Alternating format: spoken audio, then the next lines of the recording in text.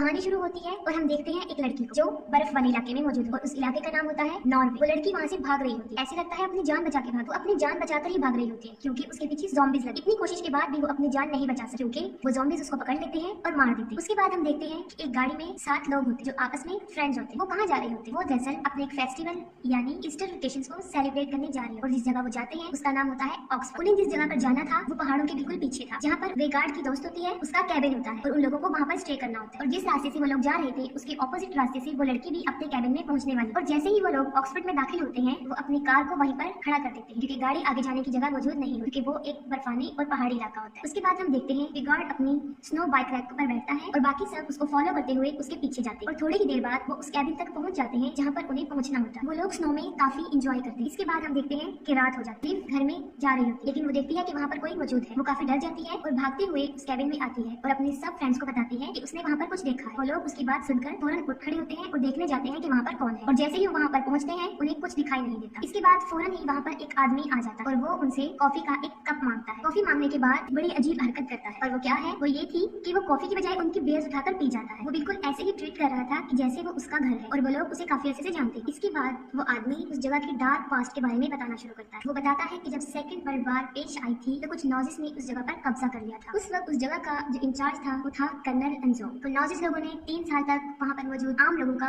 जीना काफी मुश्किल किया लेकिन उसके बाद उन्हें अपनी शिकस्त दिखाई देने लगी और जब उन्हें महसूस हुआ कि वो लोग हार जाएंगे तो वो लोग वहाँ से भाग गए और वहाँ के लोगों पर उन्होंने काफी मुश्किल हालात रखे और वो लोग काफी गुस्से में थे। उन लोगों ने उनको पकड़कर मार डाला और उनके जो सोल्जर्स थे वो भी वहाँ पर भाग गए। और इसके बाद उनका कैप्टन था वो भी वहाँ से भाग निकला था लेकिन वहाँ पर इतनी सर्दी थी कि वो उस सर्दी की वजह से मर गया। वो कहता है कि मुझे यकीन है कि आज भी इस जगह पर बहुत सी एवल पावर्स मौजूद और मैं चाहता हूँ कि वो कभी भी ना जाए। इस बात पर उन 7 में से मौजूद रॉय जो होता है वो उस आदमी पर हंसता है और उसका मजाक बनाना शुरू करता है। वो कहता है कि हम इन बातों को नहीं मानते क्योंकि हम मेडिकल स्टूडेंट्स। और साथ में वो ये भी कहता है कि हम नहीं जानते कि इन एवल्स को या उनकी पावर को खत्म करने का क्या इलाज। ये सुनकर वो आदमी शदीद गुस्से में आ जाता है और उस गुस्से के आलम में वो उसको पकड़ लेता है और कहता है कि जब तुम्हारी आंतों को बाहर निकाल दिया जाएगा क्या इसका इलाज है तुम्हारे पास? उस हालत में तुम क्या करो? वो उन लोगों को वार्निंग देता है और वहाँ से चला जाता है और कुछ फासले पर वो टेंट लगाता है। उसे भूख लगी होती है और वो खाना खाता है और थोड़ी ही देर बाद कुछ आवाजें सुना लेकिन उसे नहीं पता होता ये किस चीज की आवाज। वो पता लगाने के लिए देखने जाता है कि ये किसकी आवाज है। तो कुछ फासले पर उसको एक ज़ॉम्बी खड़ा हुआ नजर आता है। वो उस ज़ॉम्बी से अपनी जान बचाने का सोच रहा होता है कि अचानक दूसरा ज़ॉम्बी उसके पास आता है और उसके गले को काट दिया जाता है लेकिन फिर भी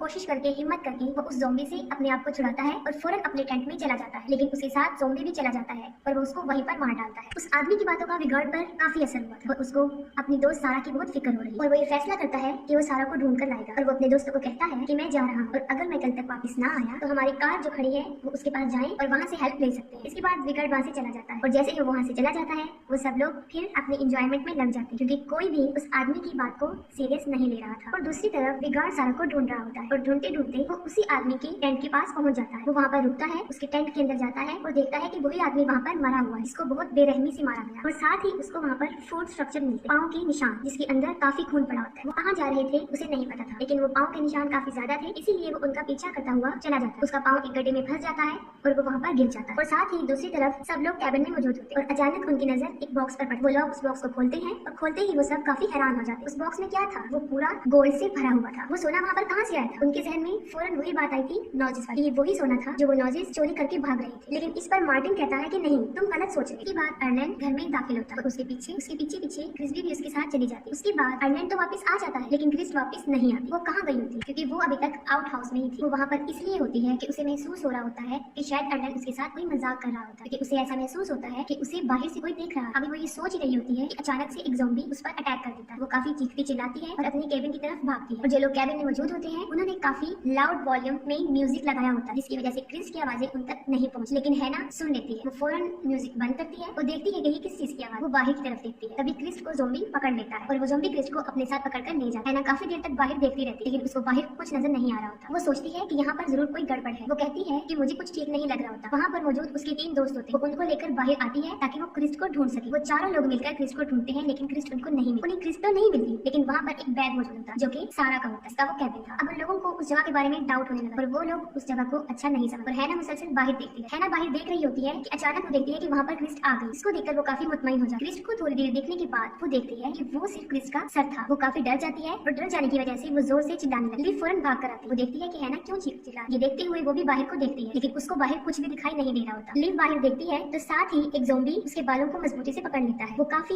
चीखती चिल्लाती है। सब लोग उसकी मदद के लिए आते हैं और बड़ी मुश्किल से वो ज़ॉम्बी से उसके बालों को छुड़ाते हैं और फौरन दरवाजे को बंद करते हैं। वो ज़ॉम्बीज इतने ताकतवर थे और इतने ज्यादा थे तादाद में कि वो चारों तरफ से अंदर आने की कोशिश कर रहे थे। देखते हुए हैना एक ज़ॉम्बी का हाथ काट देती है। इसी वक्त उनको पता चलता है ये नौजे ज़ॉम्बीज हैं। अर्लेंड काफी डर जाता है और वो सब लोगों को कहता है कि वो सब अपना ख्याल रखें, कहीं कोई ज़ॉम्बी उनको नुकसान ना पहुंचाए। वो उन लोगों को मूवी का कोई ट्रिक बता रहा होता है जिससे उनकी जान बच सकती है। ठीक उसी वक्त एक ज़ॉम्बी आता है और उसके सर को पकड़ लेता है और 2 टुकड़ों में तकसीम कर देता है। और दूसरी तरफ हमें दिखाया जाता है कि विगार्ड जो कि गिर गया था बेहोशी के आलम में, अब उसे होश आ गया था और वो देखता है कि वो तो एक केव में फंसा हुआ है। वो वहाँ से एक लकड़ी उठाता है, उसको आग जलाता है ताकि रोशनी हो और वो दोबारा अंदर जाकर देखता है कि वो क्या है। तब उसे पता चलता है कि वो एक खुफिया रास्ता है और वहाँ पर काफी चीजें मौजूद होती है, जैसे कि वहाँ पर उसको हथियार मिलते हैं जो कि जर्मन के, और उसके साथ काफी हेलमेट्स भी होते हैं। वो हेलमेट्स को देख रहा होता है कि वो देखता है कि उन हेलमेट्स के साथ सारा का सर भी पड़ा हुआ है वहाँ पर। इसलिए जाहिर होता है कि सारा मर चुका। ये सब देखने के बाद वो उस टनल से बाहर आता है और जैसे ही वो बाहर आता है एक ज़ॉम्बी उसको पकड़ लेता है, लेकिन वो फिर भी ज़ॉम्बी से मुकाबला करता है और अपनी जान बचाने की कोशिश करता है। लेकिन ठीक उसी वक्त एक और ज़ॉम्बी जो कि जमीन में से निकल रहा होता है और दूसरी तरफ बाकी लोग जो कि कैबिन में मौजूद होते हैं वो एक प्लान बना रहे हैं। वो कहते हैं कि 2 लोग जो ज़ॉम्बी को बातों में लगाएं, मतलब उनका ध्यान इधर उधर बटाएं, और बाकी 2 लोग जो कि वहाँ पर गाड़ी से मदद लेकर आए। इसके बाद हम देखते हैं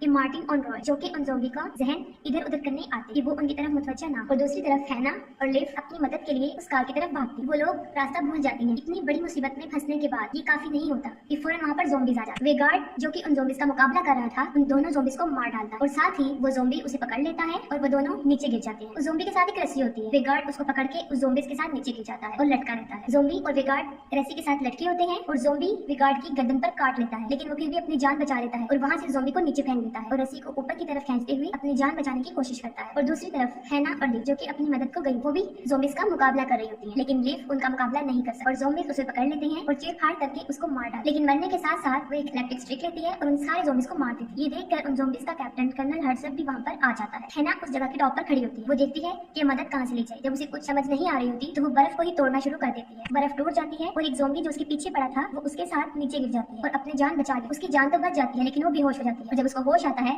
तो वो देखती है कि उसके ऊपर काफी बर्फ है, यानी वो बर्फ के नीचे दबी हुई है। वो अपने इर्द गिर्द देखती है तो वो देखती है कि एक ज़ॉम्बी भी है जो उसके साथ वहाँ पर दबा हुआ था, लेकिन वो जिंदा था। वो बगैर वक्त जाया किए उसको मार डालती है और वहाँ पर वेगार्ड जिसकी गर्दन काफी जख्मी थी वो खुद ही अपनी गर्दन को टांगों से जोड़ देता है। उसके बाद वो अपनी पिस्टल लेता है और अपनी स्नो बाइक पर लगाता है और उन ज़ॉम्बीज को मारने के लिए निकल जाता है। और मार्टिन और रॉय जो छुपे होते हैं वो उन ज़ॉम्बीज का जहन बटाने के लिए वहाँ पर छुपे होते हैं ताकि वो चुपके से उनको मार डाले। रॉय एक ब्लास्ट को बाहर फेंकने की कोशिश करता है लेकिन वो उनके कैबिन में ही फूट जाता है और कैबिन में आग लग जाती है। उस आग से बचने के लिए वो दोनों वहाँ से भाग जाते हैं और उसके बाद वो एक शेड में जाते हैं। वो शेड में क्या देखते हैं कि वहाँ पर बहुत सारे औजार पड़े हुए। वो डिसाइड करते हैं कि वो ये हथियार उठा लेंगे और इनके जरिए इन ज़ॉम्बीज का मुकाबला करेंगे। वो जैसे ही बाहर निकलते हैं वहाँ पर ज़ॉम्बीज की एक फौज आ जाती है। वो उन हथियारों की मदद से उन ज़ॉम्बीज को एक एक करके मारते हैं। जैसे ही ज़ॉम्बीज मरते जाते हैं एक के बाद एक ज़ॉम्बीज आता जाता है और काफी सारे ज़ॉम्बीज उनके सामने आ जाते हैं। ठीक उसी वक्त पर वेगार्ड वहाँ पर पहुंच जाता है और वो अपनी मशीनी गन से चारों तरफ फायर करता है और सारे ज़ॉम्बीज को मार डालता है। इसके बाद और ज़ॉम्बीज आते हैं लेकिन वेगार्ड उनको मारता जाता है, लेकिन उसके बाद उसके साथ बहुत बुरा होता है। काफी सारे ज़ॉम्बीज अचानक उस पर हमला कर देते हैं और उसके हाथ पांव को तोड़ देते हैं। इस सारे आलम को उसके दोनों दोस्त भी देख रहे हैं और मार्टिन काफी गुस्से में आ जाता है और गुस्से में वो उन ज़ॉम्बीज को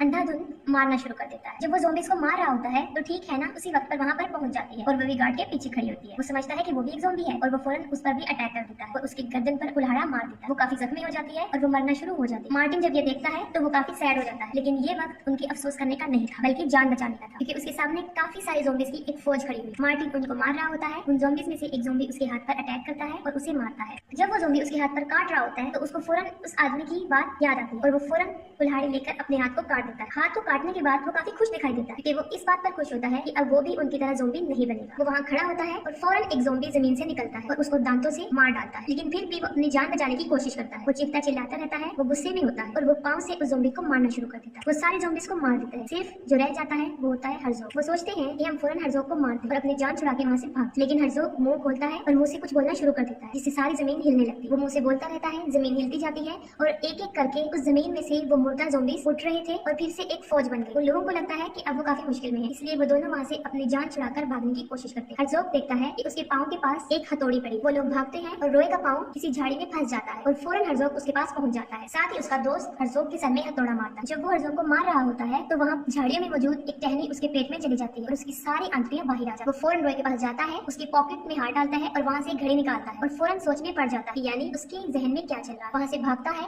और उसी कैबिन की तरफ जाता है जहाँ पर वो रह रहे होते। वो देखता है कि कैबिन बुरी तरह जल रहा है। वो फौरन कैबिन में दाखिल होता है। किसी तरह वो उस खजाने को जिसमें गोल्ड था उस बॉक्स को उठाता है और इसके बाद वो उन ज़ॉम्बीज के कैप्टन को वो पकड़ा देता है, जिससे वो काफी पुरसुकून लगते हैं। इसके बाद मार्टिन अपनी जान छुड़ा के वहाँ से निकलता है और अपनी कार के पास आ जाता है। और जैसे ही वहाँ पर पहुँचता है वो गाड़ी के अंदर बैठ जाता है और वो गाड़ी स्टार्ट कर रहा होता है कि फौरन उसकी जेब से वही वाला कॉइन जो हैना ने चोरी से डाला था नीचे गिर जाता है और फौरन उसके सामने हर्ज़ोग आ जाता है जो कि बुरी तरह चिल्ला रहा होता है और वो उसका शीशा तोड़ने की कोशिश करता है। और इसके बाद मूवी द एंड।